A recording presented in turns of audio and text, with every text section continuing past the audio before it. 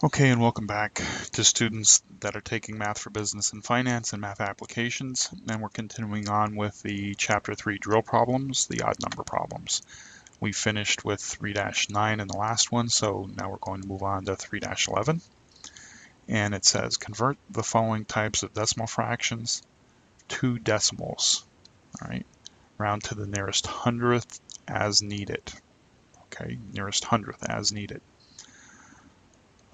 So when we have a fraction, okay, remember a fraction is a part of a whole, and the denominator represents the number of the entire parts of the whole, and the numerator represents how many parts you have. So to just give a little bit better visual example of this, let's say I have 3/4. All right, so 3/4. Okay. Remember, this is a part of a whole, and when I drew the circle here, that represents one whole number, or 100%. Okay, and since my denominator says I have 4, that means I have 4 parts in that one whole. And the numerator tells me that I have 3 of those parts left. That means this 1 is missing.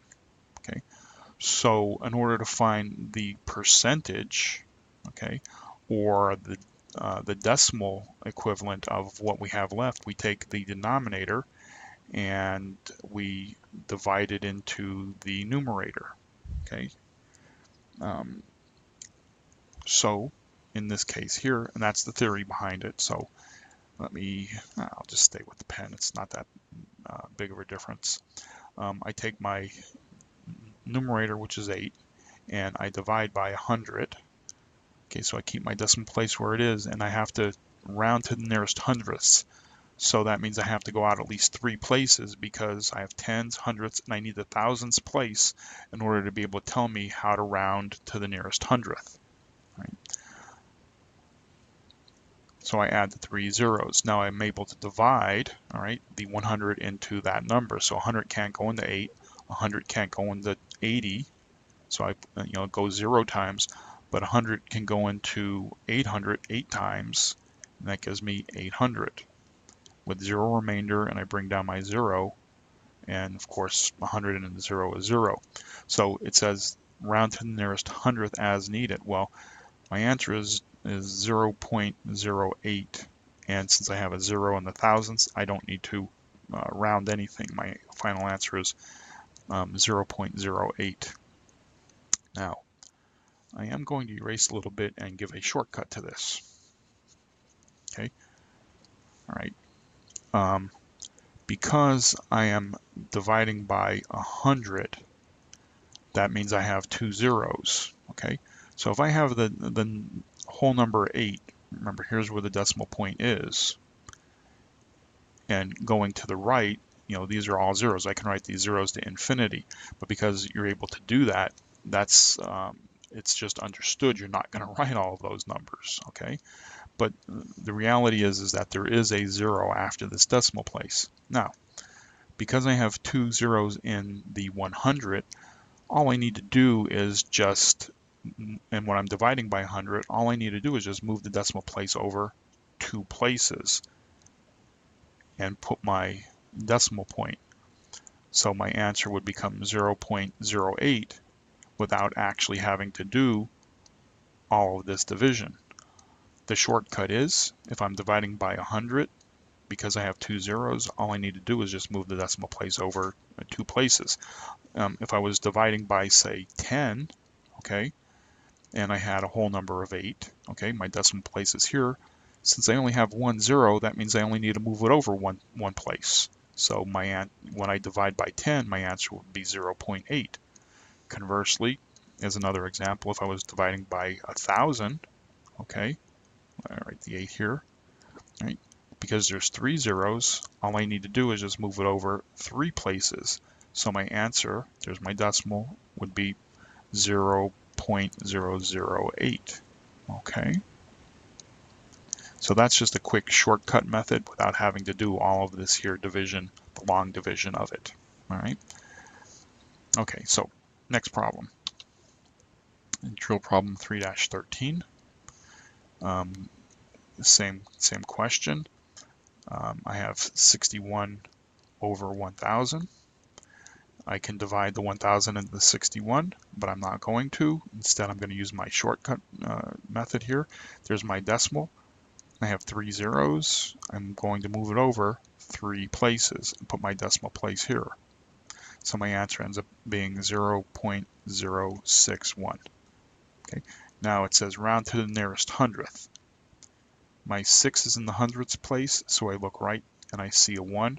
Since that's less than 5, I round down, so my answer ends up being 0.06. Okay.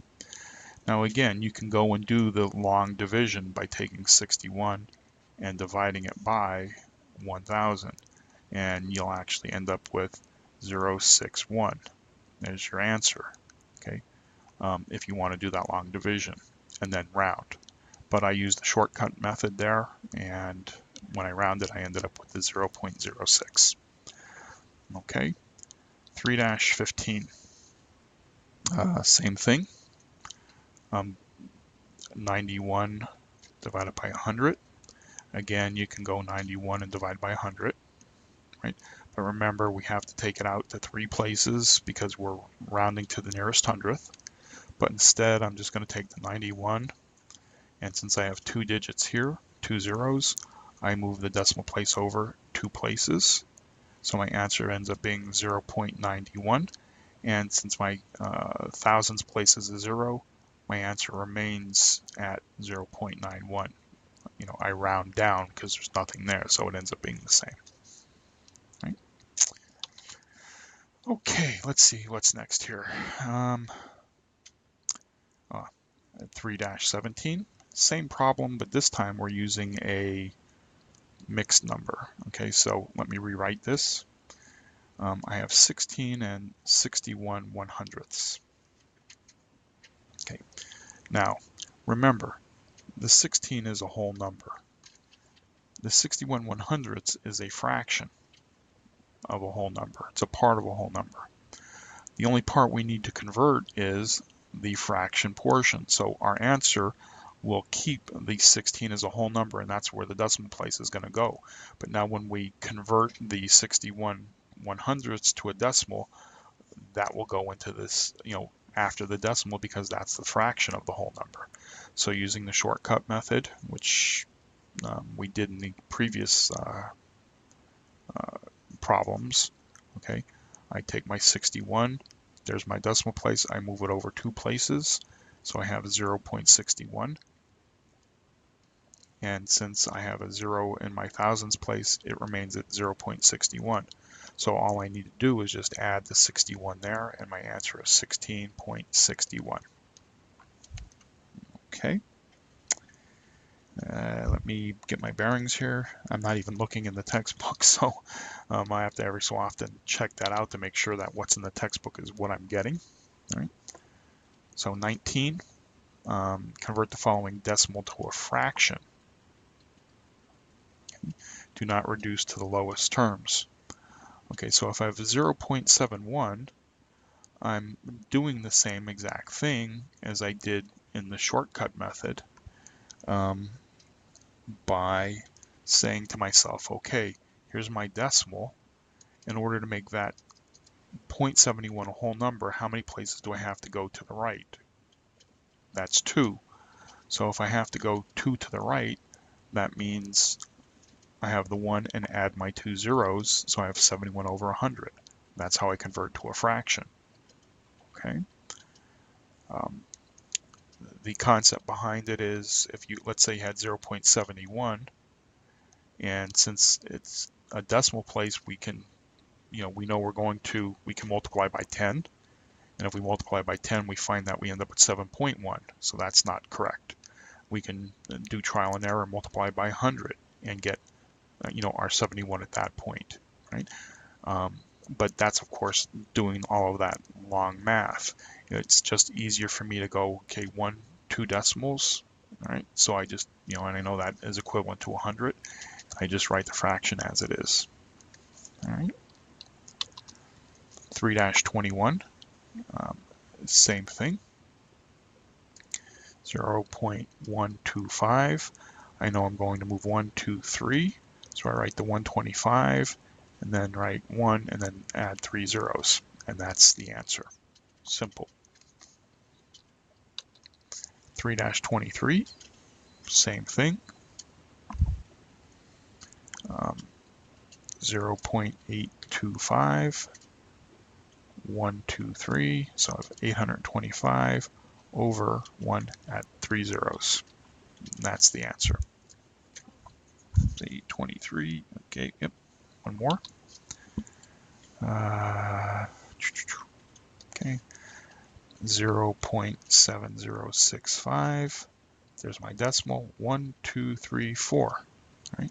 So 7065, 1, and then add 4 zeros. So that's 7,065 65 over 10 thousandths. That's the answer. Simple. Okay, so now I'm up to converting the following to the mixed numbers, so I'm going to stop here and pick up in the next video.